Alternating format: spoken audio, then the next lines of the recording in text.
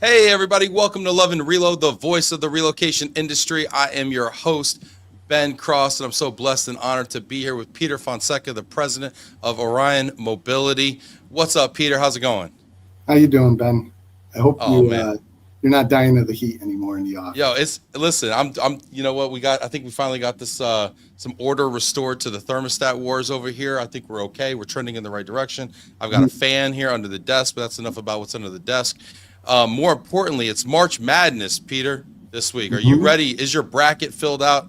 Are you My bracket pre-busted? is my bracket is not filled out yet. I put no thought into it. I always choose one thing. So I went to the University of Connecticut. So I always have them as the champion every single year. Well, that's not a This year, bad bet, honestly, Peter. last 2 years I did very well in it. But this year, if I still going to pick them, but I doubt I'm going to end up winning the bracket against everybody else. Get in the comments, hit that like button, show Peter some love, and let us know who you got winning it all in the bracket or what your strategy is. I got to say, I love picking UConn. I think that's great, but I wouldn't do it in a home game, Peter, if you're based in Connecticut, because everyone's going to have the Huskies. You got to go against the grain a little bit. Maybe throw a little Duke in there, a little Florida Gators. No, no, no. Auburn's the number one seed. Got to do something different. Offering up Duke is like crossing the line in Yukon territory because it goes back to when we weren't winning championships and Duke was always the one getting us out of the tournament. So definitely won't be a Duke, maybe an Auburn this year. You know, there is a grassroots effort push right now for just in basketball for the ACC to merge with the Big East Oh, and I bring love you matchups on a regular basis like UConn, Duke. Would you be interested in that twice a year during the regular season? Absolutely. I saw that. I saw that same article, and when I was reading it, I go, "It's probably never going to happen, but it would be one of the greatest things that did happen to two best programs or best leagues out there joining forces." Well, it's funny. Everybody's example was, oh man, we could be seeing Duke UConn and UNC UConn Mhm. and everyone in UConn. And I was like, No, it no, no. used There's to a be the lot Big of East was deep. Now it's like yeah. that's not Oh, not so much. it's still there. You got St. John's back in the mix now, which is amazing because for a long time they did go irrelevant for a long time. Probably going to make a couple St. John's fans mad by saying they were irrelevant. But you've got it, when you look back at it in the last 8 years, five of the titles been won by Big East teams out there. So That's Villanova true. is definitely Nova's yeah. been hot. Two, Yeah, they won 2 out of 3. Yeah, absolutely. They're one of the best too. that's fair. That's fair. Hit that like Mhm. button. Get in the comments here. We got people checking in. Jay Hall checking in from USI Law. I know Jay, you're a Terrapin, aren't you? Who do you got going all the way, Jay? What do you think about the ACC merger? Jillian Guzda, hey Ben and Peter, bleed blue. But what shade, Jillian? It's a She's lot of blue. Kentucky. Is she a Kentucky girl, you think? I don't know. Let's see. I think Let's so. see. I'm not going to tell you. I'm not going to tell you. Get in the comments there. Farrell Elliott, hello from semi rainy NorCal. Seems like all roads lead to Connecticut, Yukon, or mobility. Going for an underdog this year. Who do you got, Farrell? Who do you got going all the way this year? Is there a NorCal team out there that you got sleeper picking going all the way? Chris Klein says, go Gators. Yo, they look tough. That's a good pick. Tennessee was tough looking in the SEC championship. I Hmm. watched it over the weekend. I took it totally easy. And man, those Florida Gators, though, just handled them. Oh, So they're good. super interesting. Let's see. Jillian tournament brackets in Connecticut are hilarious because everyone has the same winner. Yeah, it makes Ben, it you were cool. just saying Yep, that. 100%. How many brackets you got this year? How many brackets you going to be in, Peter? Just the one. I do one in the office. And last year, like I said, I won that one and had a bunch of side bets on it too. So have a lot of dinners and lunches I was able to collect on that as Nice. well. Yeah. Nice. Rob Zeitz says, bring back the old Big East. What's up, Wicked Smart, Rob Zeitz? Hmm. Back in the day, UMass used to be good, Rob. Marcus Camby, never I was forget. right. Oh, Kentucky California. bleeding blue. Well, she said absolutely not Kentucky. Oh, Always not Kentucky. UConn. Oh, I missed that. Yeah. Oh, You're okay. yeah, she's a Connecticut gal, All Jillian right. is. She's a new Fairfield product out here. Mm-hmm. This is great. Daisy needs some suggestions to fill out her bracket. Yep. You better hurry. You got the playing games going on. Oh, this is fun. It's a great time of year. We had St. Patrick's Day yesterday. We got the March Madness kicking off with playing games this week, and then the actual tourney kicking off on Thursday, Friday. But we can't have too much fun. We're here for a reason, Peter. Okay, we got to get back on track here. We got to talk about relocation. That's what people want to hear Don't worry, about. we'll get off track. We'll get off track again later on. Don't worry. I'm sure we will. We're going to be talking about trends in international, domestic relocation. We're going to be talking about, cost transparency and how do we even get there? What does that even mean? And then occasionally you're going to get a, inane comment from William Taylor about Michigan State for the win. Is Izzo still coaching Michigan State? He is. Oh my gosh, God bless him. Does he even have a voice? Is he just pantomiming at this point? I mean, the poor guy. He's a legend, though. He's a legend. He's amazing. Tom Izzo's the man. We love Tom Izzo. Bryant is the closest team to me, so go Bulldogs. That's a sleep. Cal or Stanford, maybe another year. Cal had some good people come through there. Super cool. All right, well let's maybe get into it a little bit here. You got a lot of time in this business, Peter. How long you been doing this? How many years you been? So this will start dating us then when we start talking about years and everything. So I have been doing this fresh out of college. Graduated, to give you a little background, graduated with an economics degree, yet did nothing in economics. I always say this when someone asks me how to explain relocation, how you got in it, and I always say, just fell into it. Happened to know someone coming out of school that was working for a relocation company at the time in their accounting groups, and I got in there, and then literally that was back in 1997. So I'm horrible at math, even though I'm great with taxes and numbers and other things like that. But I think that works out to about 28 years. Yeah. So yeah, I've been doing this a long, long time. And I can honestly say since I was a baby coming straight out of college. From the 90s, 2000s, you're like a radio station, 2010s, best of today. So tell me a little bit. I love talking to folks who have been in this longer than I have. And understanding that there's so many cycles and things that happen and shifts. What are some of the big shifts you've seen, Peter, in your career? Well, I mean, when I first started off in here, you had your true traditional programs that existed. It was basically broken down into two categories. You had your homeowners and you had your renters. And the homeowner population made up like 60-70% of the people that were relocating because it was typically traditional families being moved and everything. That is totally changed over the years. And of those 60-70% that were homeowners, how many were getting a home sale benefit? They were pretty much all getting the home sale benefits back then. And it was a large population of, GBO programs with the guaranteed buyouts. When I first came in, the market was doing fairly well. You had the asset recovery groups that would just buy up homes and look to sell them. But companies learned at a certain point, it was kind of playing like roulette a little bit on the housing markets when you had a deep crash in here. But it's definitely, that has probably been the biggest shift that I've seen is the decline in home ownership and people that are moving. There's so many factors that go into it, whether it's interest or a lack of people looking to invest for so many years. And now everybody wanting to get back in, they're seeing the huge spikes in home sale prices that are happening because of, lower inventory that's occurring nowadays. Yeah, you talk about the dip in homeowners. I mean, is that a general dip in home ownership rates in the U.S. as a whole, or do you feel like homeowners are less relocatable maybe than they have been in prior generations? I think it's a combination of both because we're seeing it in lower inventory levels. And I'm not a home sale expert by any means. I've been in Relo long enough to kind of dip my toes into it. But I think it's a combination of things. One is you do see that there's just lower inventory. So that means that less homes are being built because there's less demand for them. And people, builders weren't really looking to take the risk of putting up these big mega complexes that were going on and hoping that people would come in and buy them. Now you're getting more of the customized homes that are taking place.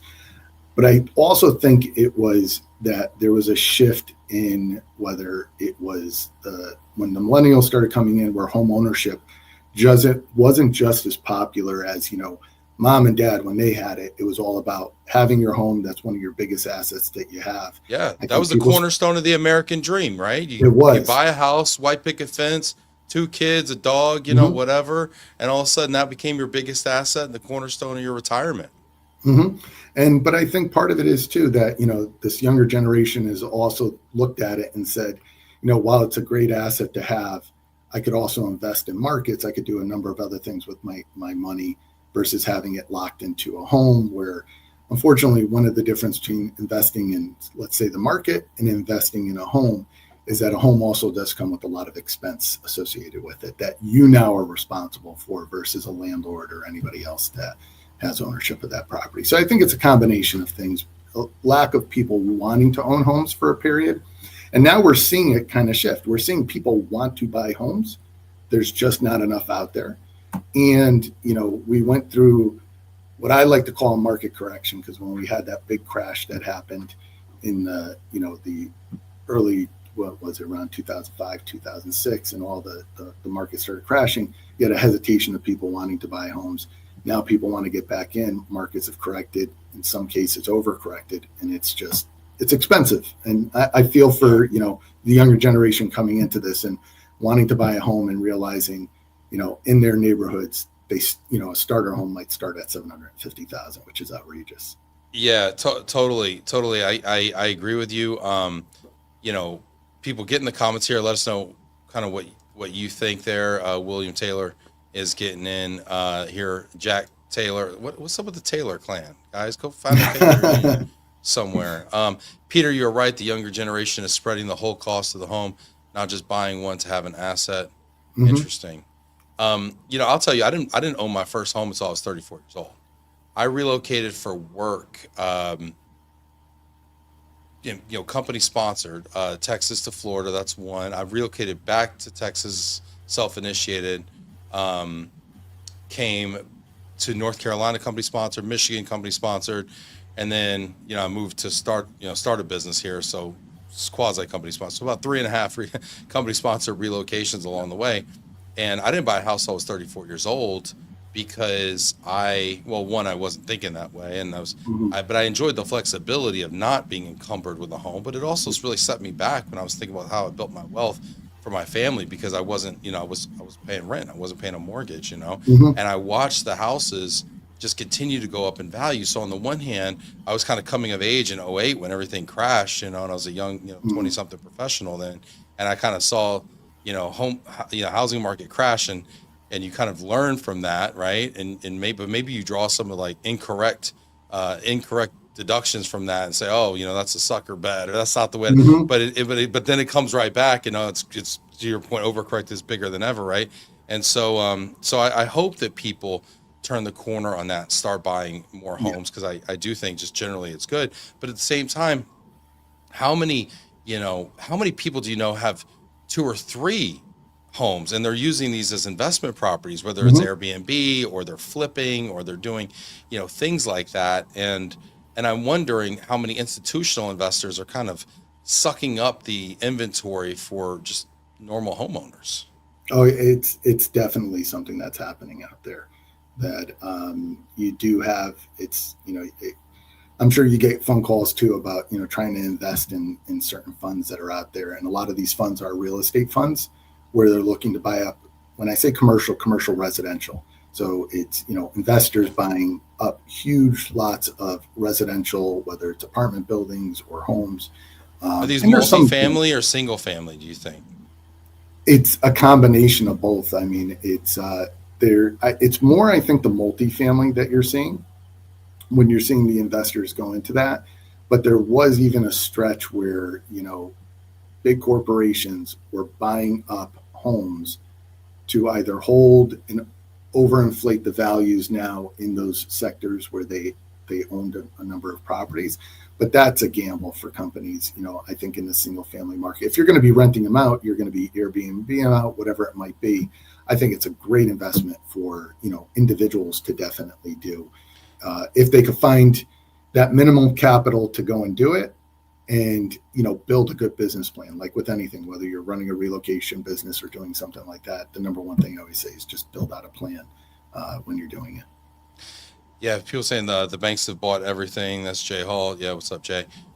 Super interesting. Daisy chiming in here. In 2008, we had our house on the market and offers were coming at $40K under list. We quickly took it off the market. Yikes. What'd you do, Daisy? Did you hold it for several more years? Did you just never move? How did that turn out for you? Really, really curious.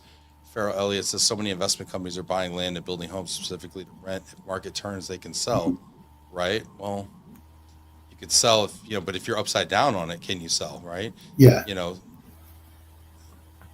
I don't know. It's funny because as you were, kind of taking us back to where you were going with this is, Mhm. there was 60-70% of the relocation population was homeowners. Now it's Most of them completely had home flipped. sale benefits. Yeah. But now we see companies and RMCs, frankly, don't want to hold homes in inventory. Even when money was cheap, they didn't want to hold houses in inventory. So sometimes we complain a little bit about the way the business has changed, but we also don't look at the way that we've changed our business practices too as an industry.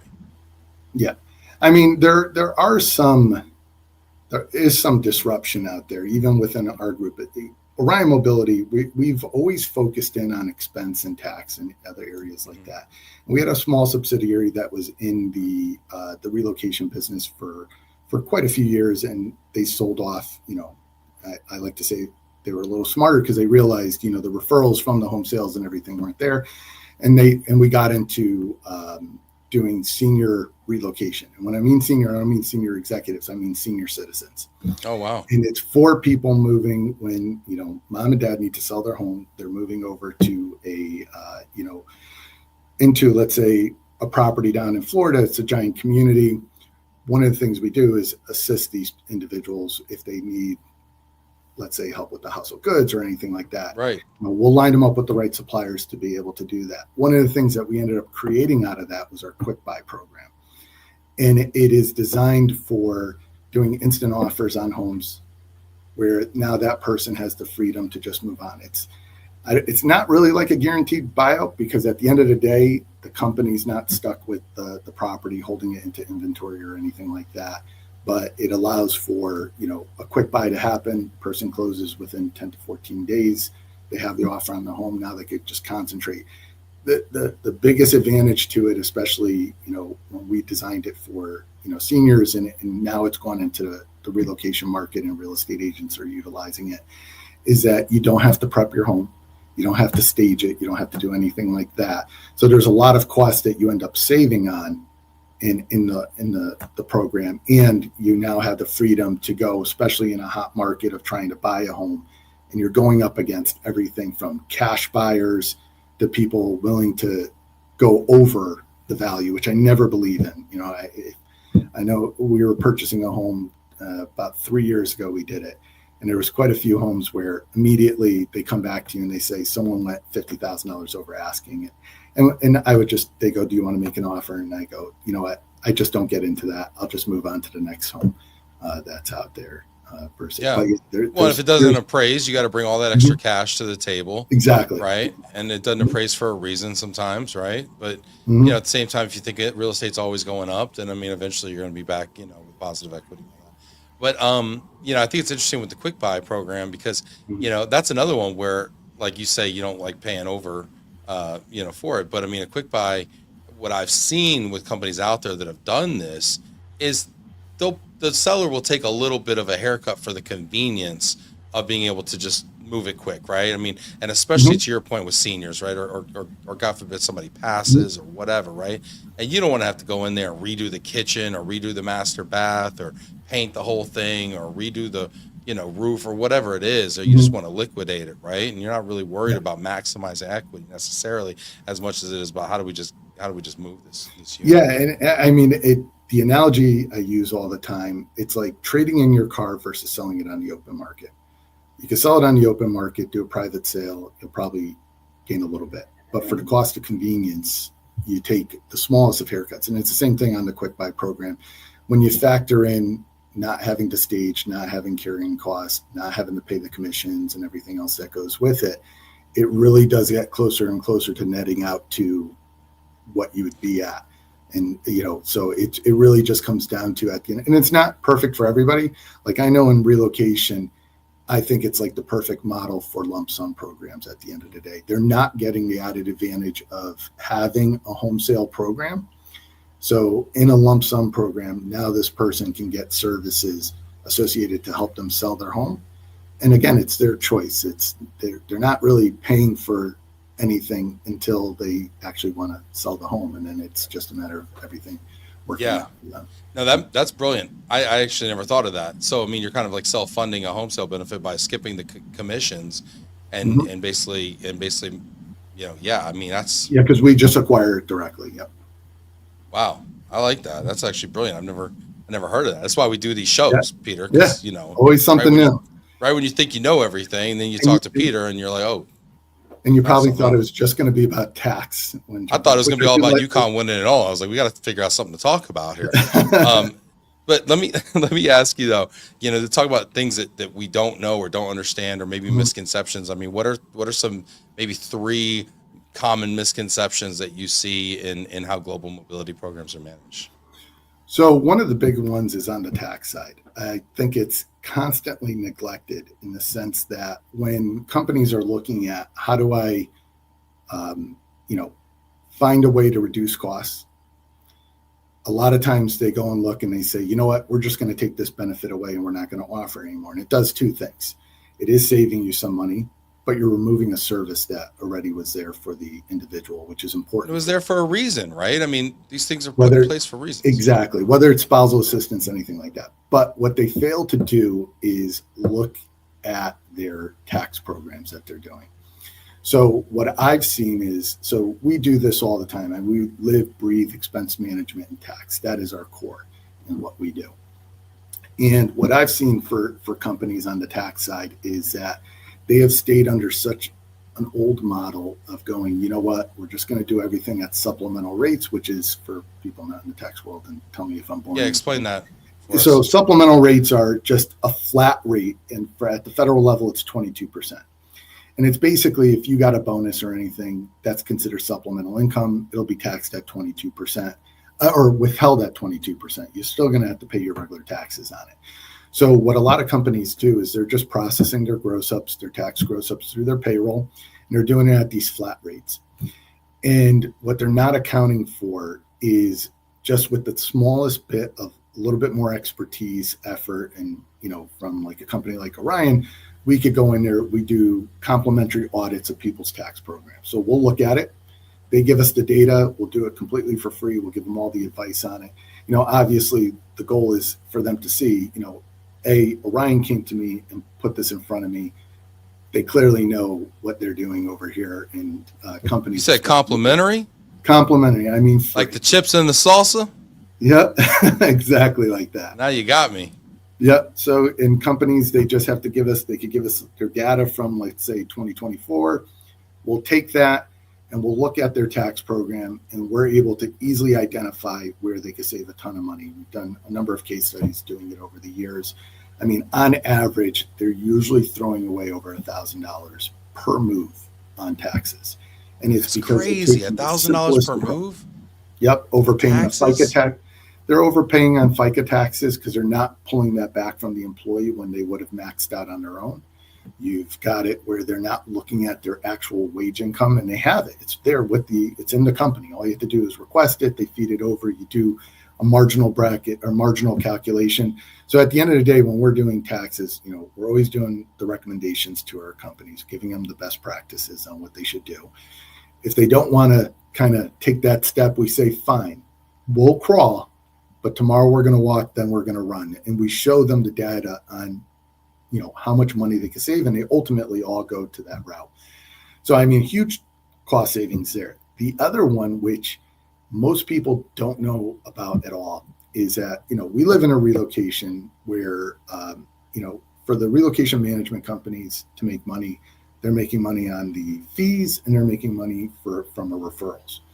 What companies don't realize, and this is where it gets back to transparency, and I think it's so important for relocation companies to do this, especially as we evolve, because I see a lot of companies going to more of a flat fee model because the referrals are starting to dry up a little bit. But is if the RMC that you're working with identifies this is the referral percentage I make on household goods, this is a referral percentage I make on, let's say, hotel stays, whether it's $5 a day or anything like that. Those should always be broken out when recording them as expenses. One, it gives Why is that important? so it gives a transparency to the corporation that they're working for. And in addition to that, those referrals should be non-taxable. It's a service, it's a business expense at the end of the day. And it should be split out, because right now, when it's all being lumped into that household goods, the entire amount is being tax grossed up. Wow. What you just said there, I've never heard anyone say that before. You're not supposed to be teaching me, so we're supposed to teach other people stuff, Peter. I'm supposed to know everything already. Well, everybody that's listening is being taught Well, to. yeah, because relocate these services, household goods shipping, great example, right? Mhm. Are taxable.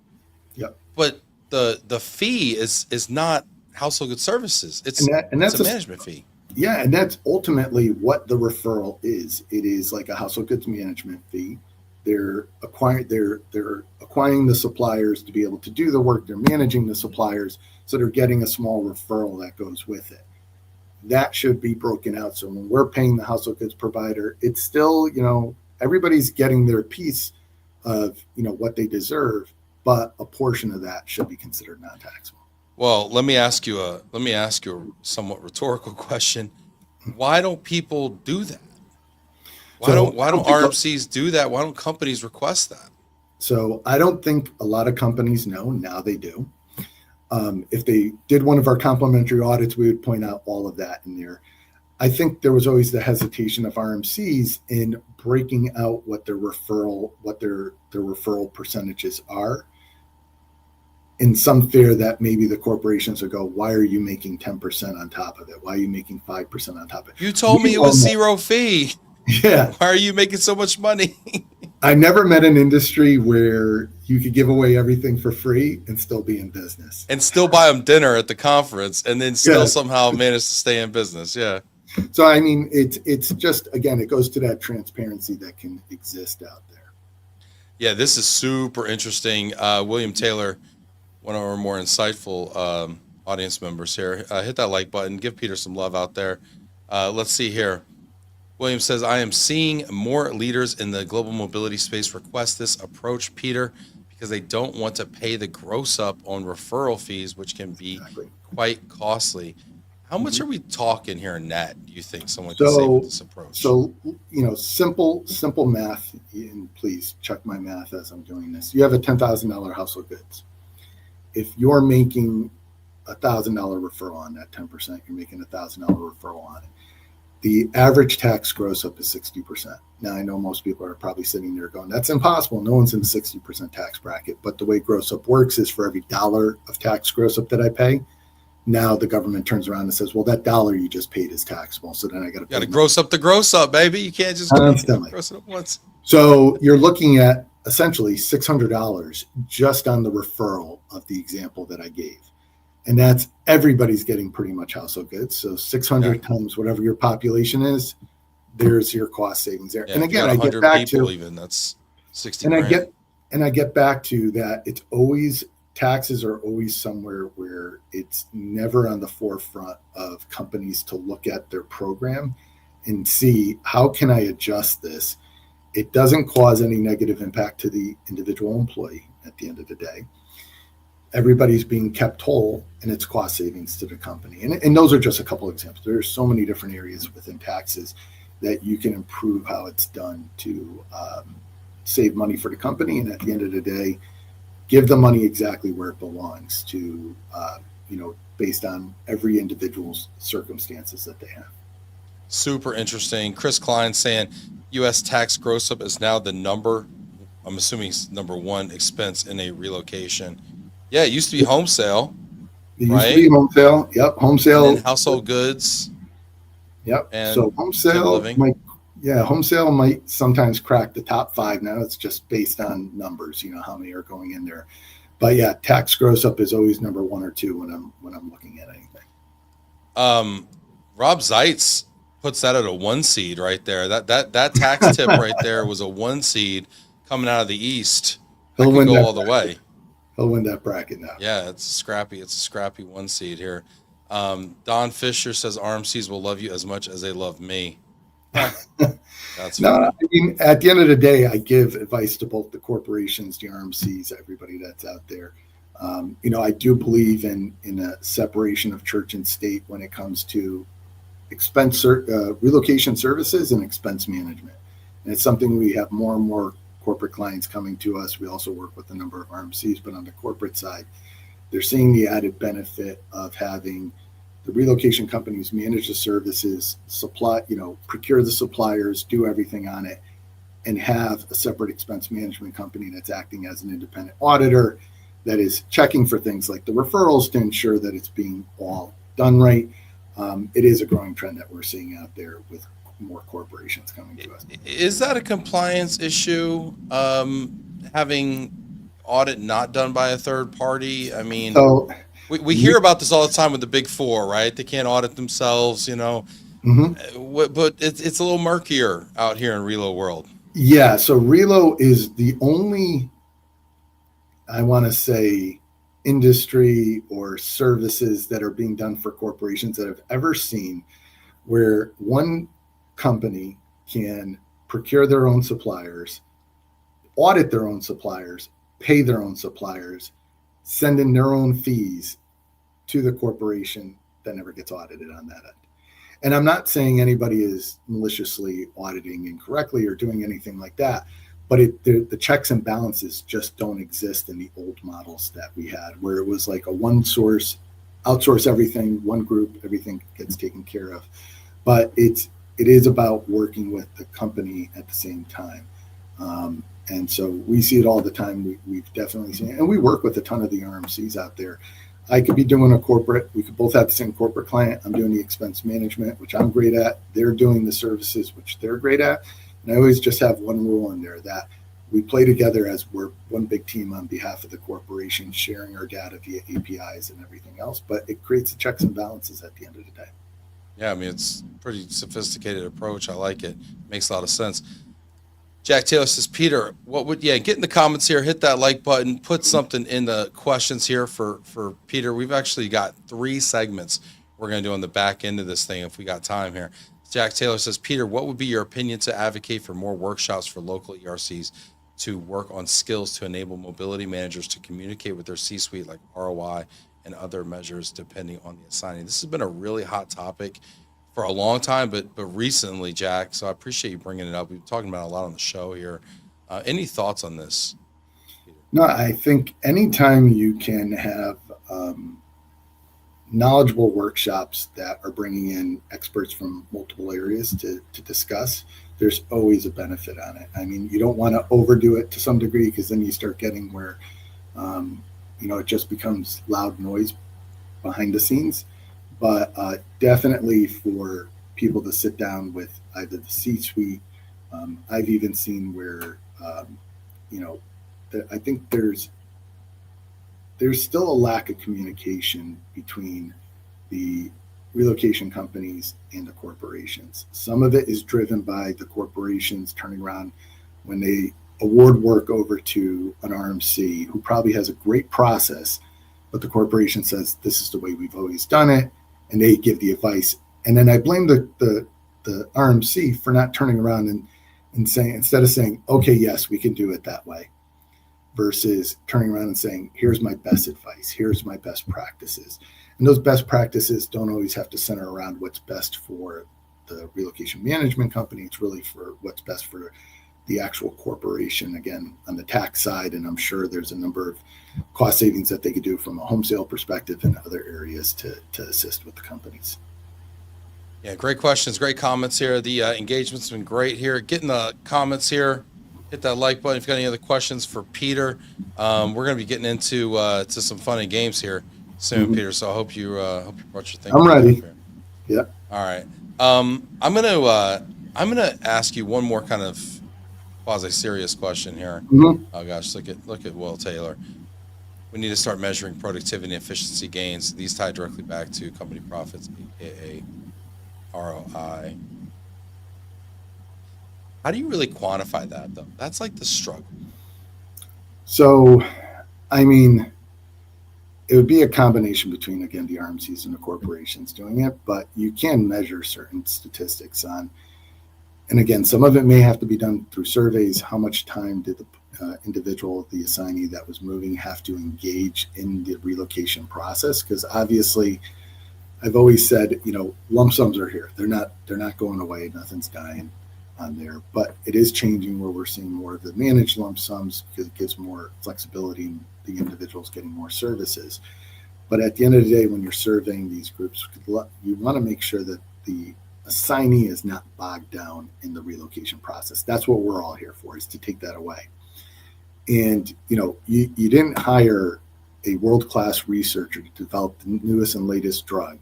You want them to be concentrating in the lab on that versus talking to their spouse about, hey, do you know when the van line's coming? Who's going to pick it up? If they're the ones managing that whole process themselves. And unfortunately, that's where some companies have pushed to, which I'm not a fan of. I tell you what, you're absolutely correct, Peter. But if I had a nickel for every time an engineer sent me a spreadsheet with all their household goods on it and what they weighed on their bathroom scale, Mm-hmm. so I didn't have to come out and do a survey of their home. Yeah. Oh my goodness, these engineers drive me nuts. Absolutely bonkers. Don saying RMCs really don't want clients to see there may be more than referral fees embedded, such as audit fees, file fees, etc., within the household goods sector. Yeah, I mean, you let people kind of behind the curtain a little bit, right? I mean, I think we've, when we went to this kind of zero fee model, we've baked a lot of stuff in, and then when you lose that transparency, things can happen, right? So I Yeah, mean, listen, there's going to be a small shift, not a small shift. It's going to be a big shift, but I do see with the referrals disappearing or shrinking on the real estate side and in other areas, and now companies obviously becoming more cost conscious and looking at what the cost of any component is.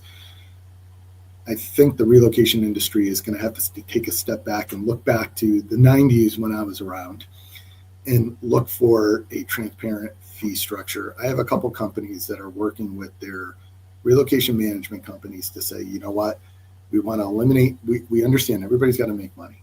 We want to eliminate the referral, pay an honest and fair, fee model that goes with it, which I think benefits the relocation companies that are doing the management of it, because you don't have to sit there and hide and do other things on there. And if a company takes away the component of something that you were making referrals on, or like we just had in the real estate market, now you're scrambling if it was something that you wasn't transparent, wasn't out there, and now that revenue's disappeared. Yeah, really, really interesting stuff here. We're going to do 3 segments today in the second half of our show. So we're going to get into it. We may have some more time for some Relo talk here. But we're going to do a top 5. We're going to do a segment we call Ask Ben, and then we're going to do overrated, underrated. So let's get into the top 5 right now. Top 5 relocation blunders. Number 5, vendor roulette. Yep. Talk about it. I know when I think of vendor roulette, I'm thinking of when you see so many companies constantly bouncing from one relocation provider to another relocation provider to another relocation provider. A lot of times, and I'm not even talking about just the relocation management companies, it could be the individual companies providing supplier services that are out there, always chasing who has the lowest cost associated with it. And like Ben, you said, can't get lower than zero cost. So that exists out there too. But constantly chasing that and not looking at the quality of the work that's being provided, probably by one of their existing providers today. You know what? You can't get lower than no cost. I hear people out here stroking checks in some of these companies, okay? Which just boggles my mind how a vendor can stroke a check. It's just crazy to me what's going on out here. But yeah, it does seem like that. And I take a little bit of a different spin. I think what you're saying is kind of procurement driven. I actually give credit to a lot of these RMC salespeople out here and some of these vendor salespeople out here, because they're doing a really good job, I think, of kind of piquing interest in these corporations and saying, well, what if we could do things better? But at the same time, I think that there's a view of a lot of sameness in the marketplace when it comes to relocation management companies, when it comes, unfortunately, to moving companies, when it comes, unfortunately, to corporate housing companies. There's a lot of view of sameness out there. And I think that sameness and that failure to maybe market the specific value proposition of that service provider is what's opening up to a lot of this vendor roulette. So I've seen it a lot. Everyone seems to be going out to bid. We do recruitment. Yeah. And I tell you what, the only thing in higher demand than salespeople sometimes is RFP writers. So there's a big volume of that stuff going around for sure. Yep. Number 4, tax gross up. Never heard of it. Well, like I said before, I've heard of it, but like I was talking about before, a lot of companies ignore it. And relocation management companies ignore it from a standpoint of providing the advice. They have the people to provide the advice to the corporations. and just forget about even, how do they change the program, save some money. Some companies just don't even give it, which always blows my mind that you're going to cost $50,000 to move someone, and then that person gets stuck with a tax bill on that $50,000 when they go to file their taxes, or that it's coming out of their paychecks as they go. Well, that's the thing. You can get away with it once because, frankly, the transferee doesn't know that they're Mm-hmm. getting themselves in that. But then when they get the tax bill at the end of the year and they're like, crap, I moved for the company and now I owe 20 grand or whatever the Mm-hmm. number is, like, you're not going to get that person to move a second time.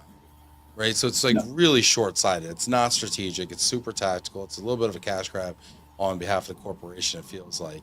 And Yep. yeah, you're absolutely right. Rob Zeiss has a question about the last one. We're going to keep that. Yeah, get the questions in there. We'll get to them at the end of this. Relocation blunders number 3. Communication black hole. This is a new one. I've watched a lot of science shows and I haven't seen the communication black hole. So it's something that exists, and it's a combination of things. One is, us being a technology company, I believe in technology, everything. But when we go too far into technology, now we've got this black hole of communication that sometimes happens, where the individual may not have someone to speak to on the other end to get some advice, or very limited. And I look at it in that direction on there, where there is still the importance of, having a knowledgeable person behind the scenes and doing it. The other part of it is, like I mentioned before, is I think the black hole, when you reverse it, and the corporations and the RMCs not communicating together properly when they're developing their program or someone's taking on a program, instead of just asking the question, how did your former provider do it? How did you do this before? They should be asking, how do you want to do this going forward? And that's where I see a lot of the communication breakdown happen. Yeah, interesting. Well, it would require having a vision for that, and I think that's a level of strategic thinking. Back to Jack's question, that sometimes is lacking. So I think we have to help our partners kind of be smarter about what's possible absolutely. out there. Let's get into it. Relocation blunders number 2. One size fits none policy. Yeah. So clearly, chat helped come up with some of these catchy buzzwords when we were doing it. But at the end of the day, we all know one reload policy does not fit the shoes of everybody else that's going on, regardless of the circumstances that you have. Everybody's going to have a little bit different. I think we're seeing a slight shift in some companies recognizing this by going to these managed cap or flex cap programs, where now you're putting a little bit of the power into the person that's moving. I mean, no one knows their family better in themselves better than they do. So that is something where I'm seeing definitely strides being made, that companies are moving towards this. And the other thing is, I say, is in our pricing models that we have, when you asked me when I first got into Relo, I said there was basically 2 policies, homeowner, renter. So it was easy to put a pricing model together that would say, we're going to charge X for a homeowner, Y for a renter. And I think today, with whether it's a managed cap and other things like that, I know like we've built out programs where we give the flexibility for someone to pick. You want the flat fee model, or do you want like an activity model where it's based on the actual activity that's happening in there? And we allow companies to see it. So I think there's a couple of things that one size does not fit all anymore. Yeah, I agree with a lot of what you said. One thing that I would challenge a little bit is, I think that employee choice has been the myth of employee choice has been one of the things that's really killed the managed relocation industry, and that's hurdled us towards lump sum. The belief that employees know what's good for them, and B, that they know how to procure it and how to select it and make value judgments. And that frankly underpinning all that is that everything is Googleable, and I can just find a mover, I can find a place to stay, I can find a this and find a that. Now, of course, it exacerbates with ChatGPT because now you get more analysis involved, right? But I think if it's still being managed by the relocation management company, meaning they have to pick from their set of suppliers if they're using any of those services. The other thing is there are core services that you cannot not have the individual use. Household goods is a perfect example. How does a person get from point A to point B without a household goods service? So that's something that would be the core in a program. And when talking about the flexible part of it, it's stuff like housing. It could be stuff like meals or other individual services Yeah. that they need, where they may say, it's more important for me to have 2 months of temporary housing while my family's back home versus 1 month. I feel like employee choice and relocation is like, okay, you know your body better than anybody, so you'll give yourself a tattoo. It's like who knows you better than you do. You know exactly where you want it. You know I what know. you want it to look like. Mhm. Give yourself a tattoo, and I'm going to curate all the needles for you and all the colors, and they're right here and they're all sterile. But just knock Mhm. yourself out. Whatever. You can't possibly go wrong. Because I think that there's something in the administration of it, right? Because Yeah. if I say I got all these vetted suppliers, or whatever, and U-Haul's on the list, and I'm like, well, shoot, gosh, I get to keep whatever I don't spend, or I get to minimize my tax, liability because it's not grossed up. And yeah, I'm gonna pick U-Haul maybe, and yeah, I'm Mhm. gonna stay in a Verbo or an Airbnb, and yeah, I'm gonna do this, and yeah, and then all of a sudden the ramification is either poor employee experience, obviously a failed assignment, obviously tax liabilities, things like that crop up, and gosh, I feel like managed relocation. I feel like we gotta manage it, or else we're not. We're not necessarily delivering our value prop, and then it starts a cycle of disinvestment in our business. Which kind of goes back to what you're saying about how companies feel about paying gross Yeah, up so I think we're and on the things of that same nature. page. Yeah, and I think Yeah, we're on the same page there, that I don't believe in just someone going into a platform and maybe just going, select one of these five and then you deal with them. It's more along the lines of select the service that you want, and then the relocation management company is there to manage that for you during the entire process too. It's not pushing away from the relocation management company. William Taylor, I love it. William's like, hey, I'm a smart guy. I want to get into a little verbal dispute here. William says, so they can plan a 2-week trip to Kenya for their family, have an amazing time, come home with loads of incredible memories, but their PhD in computer science restricts them from planning their relocation. Sounds like our industry has misjudged our end clients. Must be that, quote, we know best. Or perhaps we'd prefer to simply convince ourselves that we know best. I don't know, William. I think you're pretty smart. I don't know. I mean, I trust you to plan my trip to Kenya better than I trust me to plan it. I'll be honest, and I dang sure want somebody to blame when it goes wrong. I can't possibly, if my wife's looking at me and there's the Mhm. the tire popped on the Safari. I don't want to be I don't want to change it. So yeah, no, we can go round and round about this stuff. I love the commentary coming in here. Number one, relocation blunders. Budget? What budget? Yeah, it's. I've always said, from when you compare domestic and international, on every international move, you have a cost estimate that's going into it. Yet you never see anything like that on the domestic side. So, and then they wonder in some instances, and what companies have done, some to control this budget per se, is to just essentially go, there's a cap on this move, or we're just going to give a lump sum, and we've controlled our budget. But I think if they actually did cost estimates on domestic moves, they'd be able to know exactly what they're spending. Someone gave me the line saying, how can you not have a budget? It's like throwing a party without having your checkbook and knowing what's in your checking account.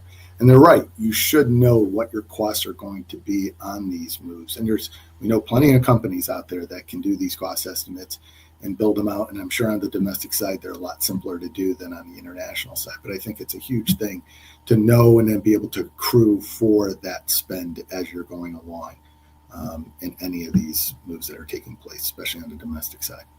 Yeah, yeah, really, really good to keep in mind. I think that we're fairly budget conscious, in this business. It seems like, but yeah, you gotta have a target in mind here.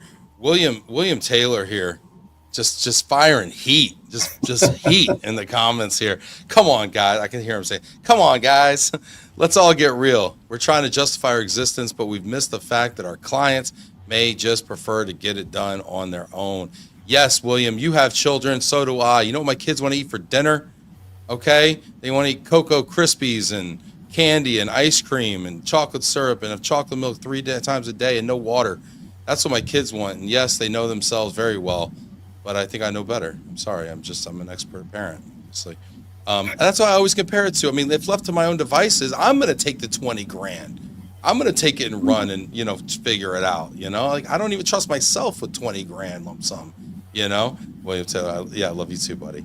Um, I mean, yeah, are we trying to justify our own existence? Yes, but like if we don't believe in our product, then why do we go to work every day? Like we I have to eat our agree. own dog food here, and honestly, relocation is one of the worst customers of relocation. We recruit for people in the relocation business all the time, and how many of them offer relocation packages that aren't moving companies? Yeah, Very, very few. and I mean, at the end of the day, we're here to provide advice. And circling back to the tax, if our clients wanted to do it on their own, they're doing it through payroll, and they're just throwing away money and doing it without having that advice. Because someone in the payroll department, like William said, are we just doing it to justify our uh, jobs that we have? It's the same thing when a payroll group goes, we could do all those tax gross ups in our payroll system. It's a tax system. Of course you can.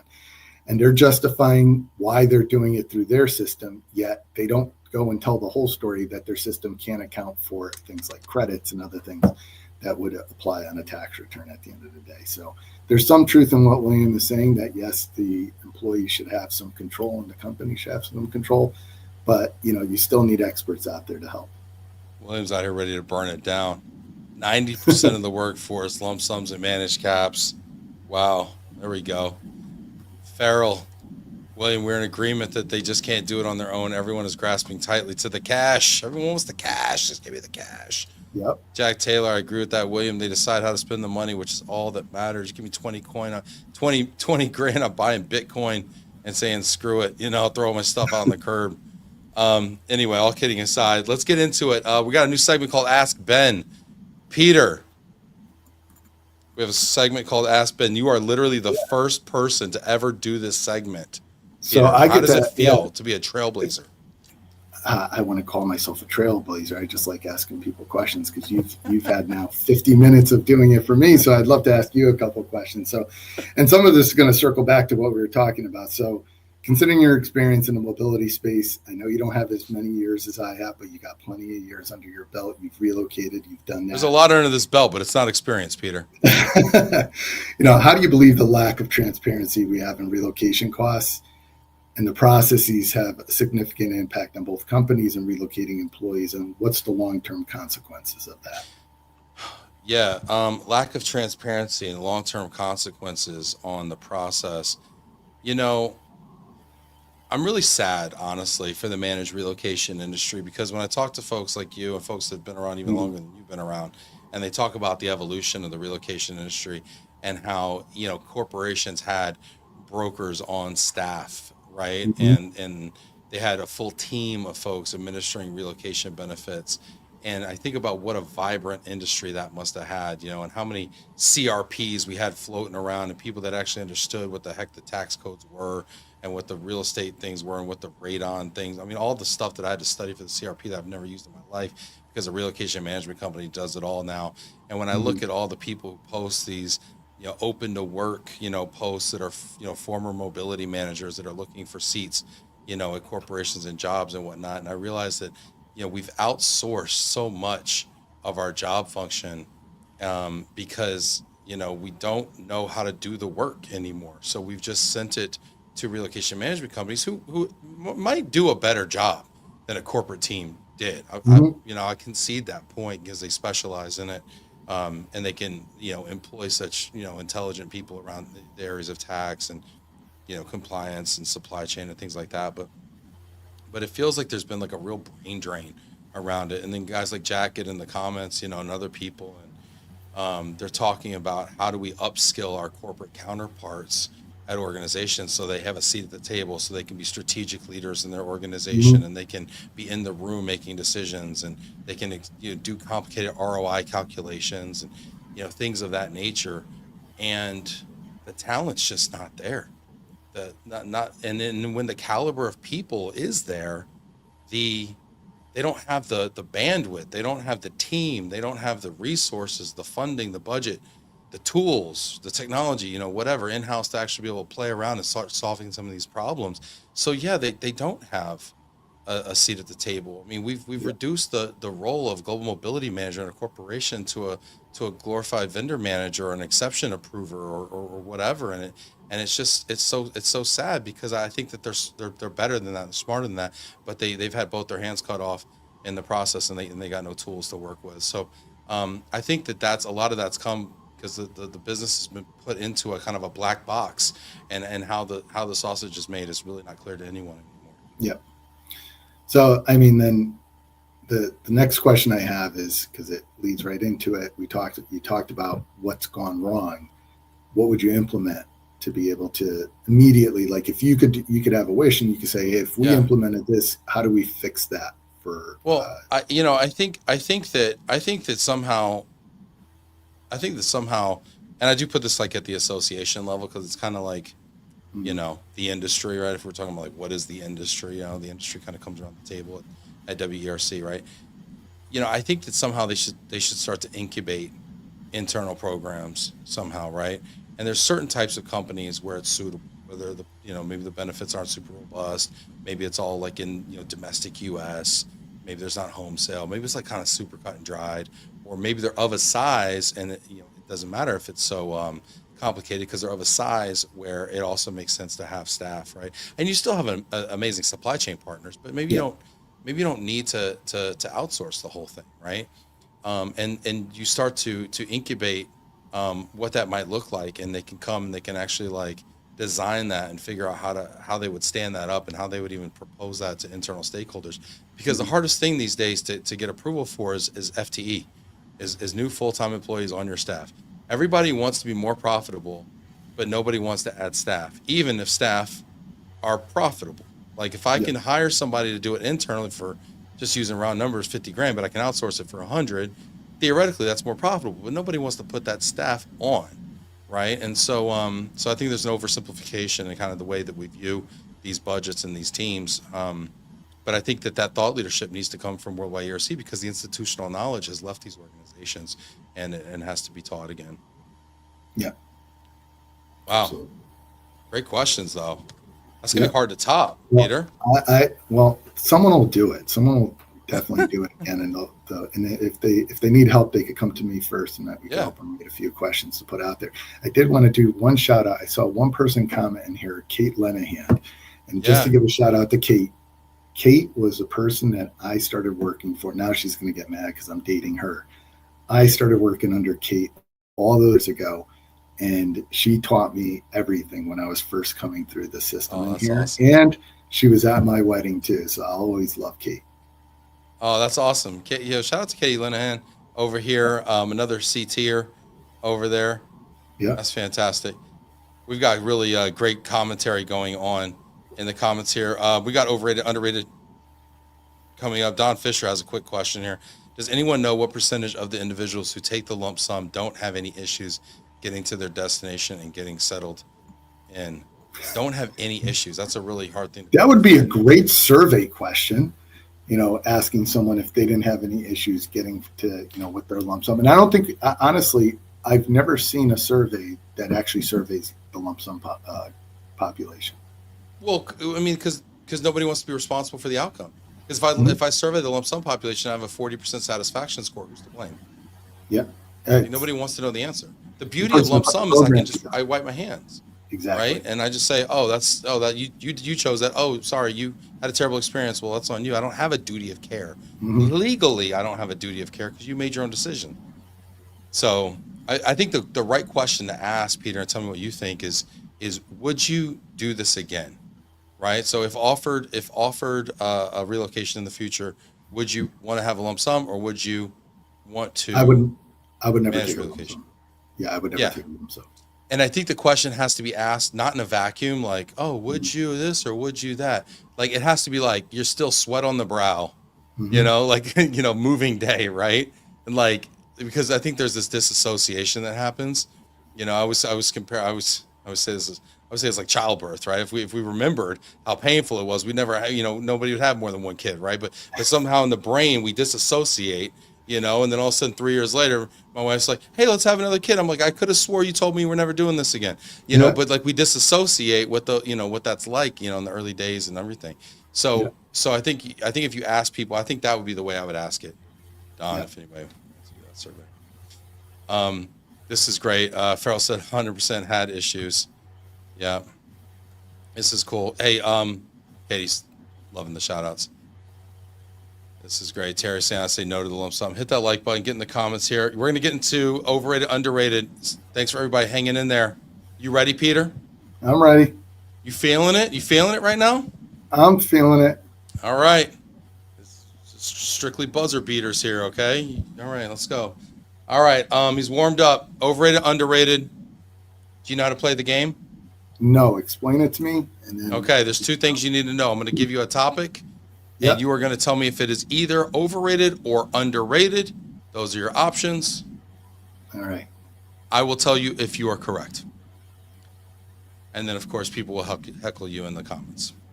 It's pretty easy. All right, let's go. Let's have fun with it. Get in the comments. Let Peter know if he is right. Just kidding. All right, let's start. Number one, long, detailed reload policies. Underrated. Underrated. You want that level of detail. I'm an auditor. I need that level. I'm an auditor. I need that level of detail. You need it spelled out. Okay. I need it All right. spelled out. So, yep. Yeah, I remember hearing Netflix had a relocation policy that says we move people and their stuff, and we leave it at that. People are adults, and we'll figure it out. That's the policy. Would that drive you nuts? That would drive me nuts because we would have 7,000 exceptions. Everything would be. Did you have hair before you audited that policy? I haven't had hair for a long time. I just see Peter. Oh, what do you mean? Are you gonna move the horse? You can't move the horse. Oh my gosh. All right, let's see here. Yeah, you know what? Since I don't have to administer a long one, I'll give you a point for that one. All right, let's go. Next. Zero stress relocation. Overrated, underrated? Underrated. You got to have zero stress. That's what we're here to try and do. Is that realistic, though? Is that a real thing? It's not. But if you have to get to, your goal has to be to getting towards that zero stress for that individual. Okay, that's the goal. And who wants what's the option? I want a stressful relocation. That's not the option.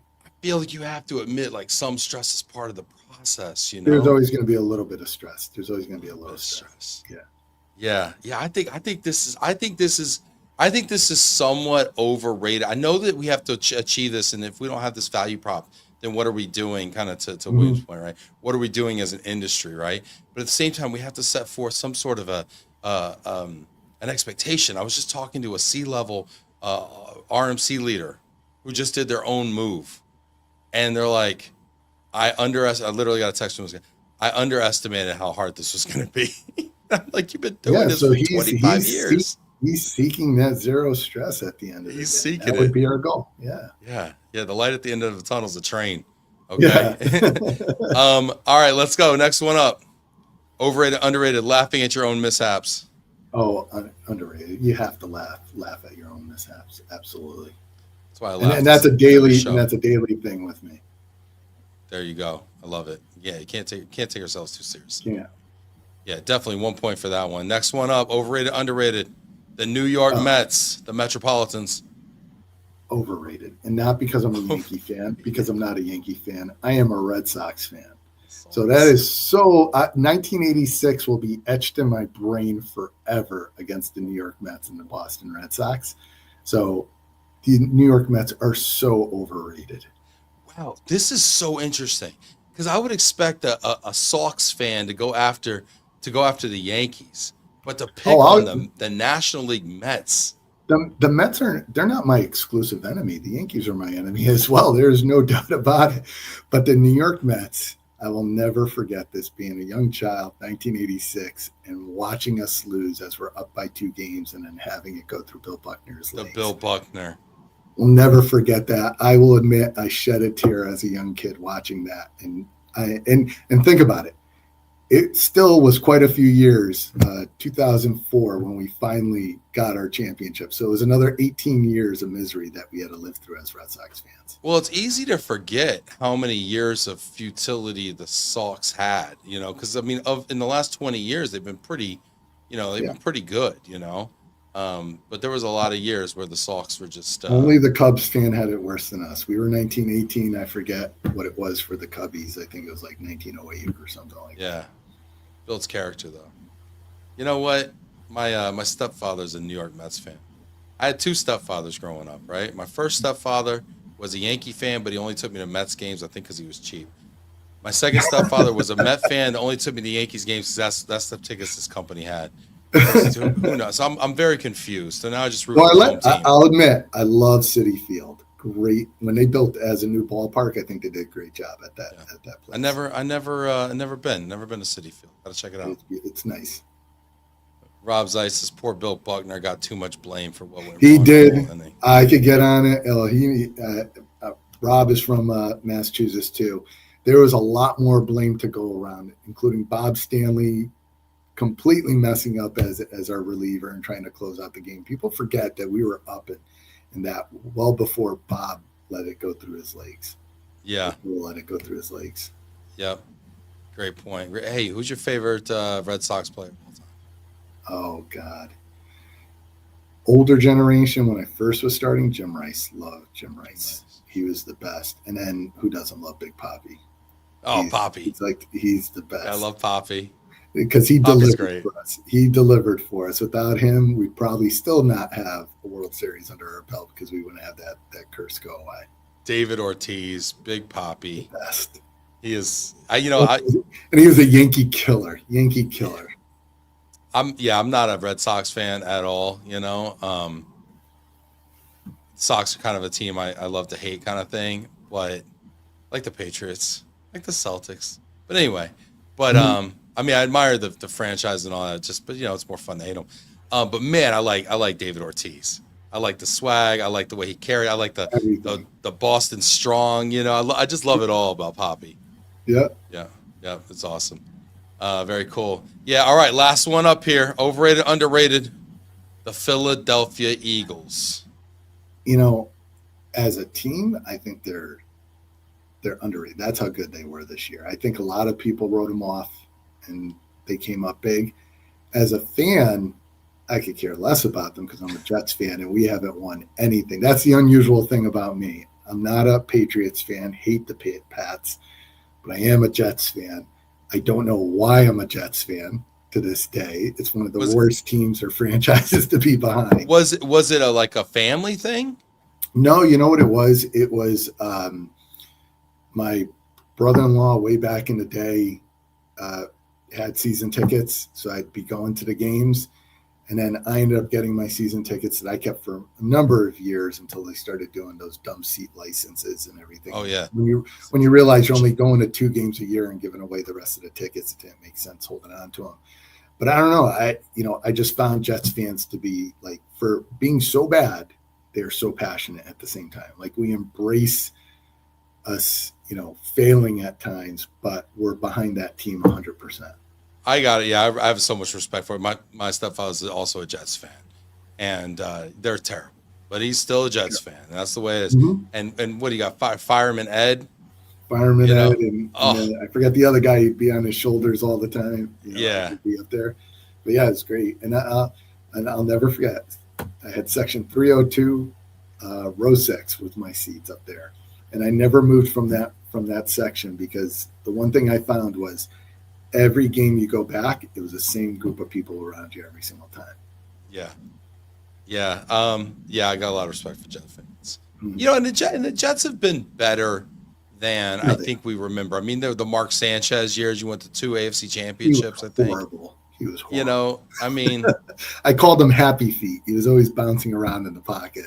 Yeah. I'm the cynical Jets fan. I don't have a lot of protection. I don't remember any of the good, only the bad with the Jets. Well, you can't be a Jets fan. It's one of those teams where if you had hopes and expectations, it wouldn't last. You gotta be your own worst enemy sometimes. A Detroit fan prior to 3 years ago could say, no, we're way worse. But you know what? You get the right coach in there, you get the right GM and everything. It's amazing what you could do with a team. And unfortunately, the Jets don't have that.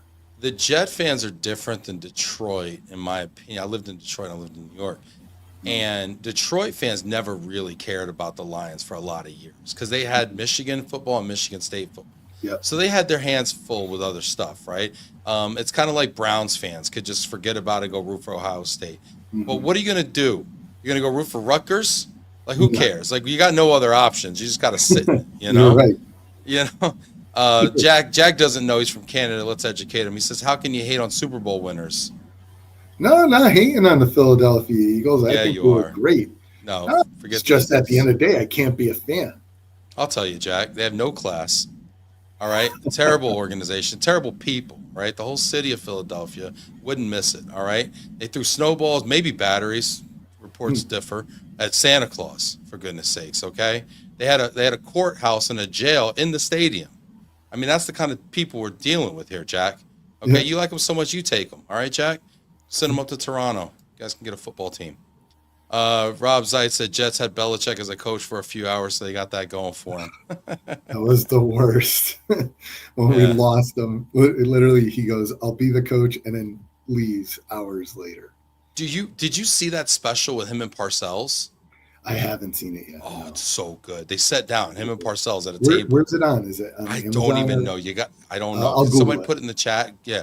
Put in the chat what that is, because that's unreal. I saw it and I was like, watch. I was like doing something else and it was just on, and like there was obvious tension and bad blood, like because Belichick doesn't really. He's not as strong. He's a black hole of communication, you know. And Parcells is also the strong, tough guy, right? And like they're not like going and like, I'm sorry, Bill. I'm sorry, Bill. Yeah. You know, and doing all that. But it's I am curious to see what Bill does down at UNC this year. yeah, that's odd too. I don't understand that. I mean, maybe his girlfriend's getting her grad degree or something. I don't know. I'm just mad know what's because happening. he took his son, who was a defensive coordinator at the University of Washington, and that's where my son goes to college. So it's like we're already having a bad season, and now we're losing a great defensive coordinator as well. Because Was that the one with the mullet? I don't know if he had a Blonde mullet one, the Belichick kid with the mullet? I don't. He was a nut, that one. No, I don't. That's unless that was his old luck. But He's got a haircut. Yeah. All right, Samara, you got the name of that show, that movie, Super Producer Samara? Bill Belichick and Bill Parcells, what that documentary was? We're gonna Google it here and put it out there for us. All right, you know what? You get a point for Philadelphia Eagles. Definitely overrated. The Two Bills is what it's called. Two Bills On Disney Plus. Really? Okay. Yeah. I thought Disney Yeah. Plus was supposed to be like G-rated. These are two guys that definitely were fiery guys. Well, now they put all the ESPN content on there, so it's I like a saw 30 that for with 30 kind of Hulu and thing. other things. Yeah. Mhm. Yep. Yeah. Super awesome. Get in the comments here. Hit that like button. Peter, this has been a lot of fun. I could talk to you for Been another great. couple hours. This has been awesome, dude. I want your real prediction for UConn men's this year. I'll be a realist. I think they lose in a round of 32. Oh, wow. Yeah, they're playing Oklahoma, they I get- think. I got to look Oklahoma at the 8. bracket. Yeah. Yeah, but I just, watching them all year and going to the games, they're a good team, but they're just missing something. They don't have great, ball handler and a point guard or anything like that. They've got a lot of great players, but just missing some pieces. I was surprised they didn't make it to the finals of the Big East tournament. I love Danny Hurley. I think he's a phenomenal coach. You know what though? Creighton has our number. Yeah. I remember, I think it was in the last tournament, or it might have been in the one before. Florida Atlantic and Creighton were playing in the Elite Eight, and when Florida Atlantic won, it wasn't like I was so joyful because it's Florida Atlantic. They're kind of the Cinderella coming through because they were a great team. I just did not want to play Creighton. I honestly believe they would have beaten us, even though we were beating every team by like 20 points. You never want to face off against another Big East foe in the big tournaments. Yeah, I'm going to take Jack Taylor's comment way out of context here. Go Jays. He was not a Creighton Blue Jays fan. He's a Toronto Blue Jays. Yeah. I have family from up there too. I don't have to hear much about the Blue Jays. It's more about the Leafs all the time. Always about the Leafs. Man, you know what? You want to talk about a team that's had it tough. The Leafs, I don't think the Leafs have won since the Jets have won. I think it's like legitimately back in. When was the last time the Toronto Maple Leafs won the cup? Samara, you know that off the top of your head? No, she last time? We've had this conversation before. She knows this. She doesn't watch any sports at I all. was gonna say, how did she get that so quick? No, she said 70. I think it's 60s. I think it's 64 is my guess. What do you got? She's 67. And the Jets were in 69, right? Mm-hmm. Yep. Yeah. So there you go. Long time. Look at you, Samara. Look at you. She's a put that in sports your whiz. letter of reference. UConn men's hockey in the Hockey East semifinals too. Leafs had a run. Yeah, maybe. Yeah, UConn women definitely going further. 32% chance to win it all this year. Yeah. The Lady Huskies. The only thing is the South Carolina's not good. Oh, they're beasts. Dawn Staley's a heck of a coach too. They're so good. Yeah. I mean, Hey. I love it now watching it because it's like women's basketball now has parity in it. It didn't have it for a long time. And now I think women's basketball is more entertaining and more watchful than men's. I know more stars in the women's game. I mean, even this year with Caitlin, graduated and Angel Reese gone. I mean, you still got Paige Beckers. You got the gal from USC. I like that big gal from Iowa State, Audie. She's fun to watch. Like, you got some real stars over there. It was always great, and I think what happened was with all the publicity that came from Caitlin, Angel Reese, Paige Becker. You've got all these great players, and with NIL money coming into it, which I'm not the biggest fan because it could dismantle a team at the same time, but it's raised their level that they have, and these players now are staying in college longer because they can actually make, which is sad, more money in college than they can go into the pros at the women's level, which needs to change. Yeah. But it's you're definitely seeing a much better game nowadays, and it's not only the players, it's the level of coaching has gone up because now you've got coaches that are going straight to women's basketball because they know, hey, this is just as big as men's college basketball. Yeah. Super interesting. Awesome, Peter. This is awesome. Peter Fonseca, President, Orion Mobility. Real pleasure to see you and talk to you. No, Peter. Pleasure's all mine to come on, and thank you so much, Ben. Take care, everybody. We will see you next week out there. Have fun, y'all. Be good.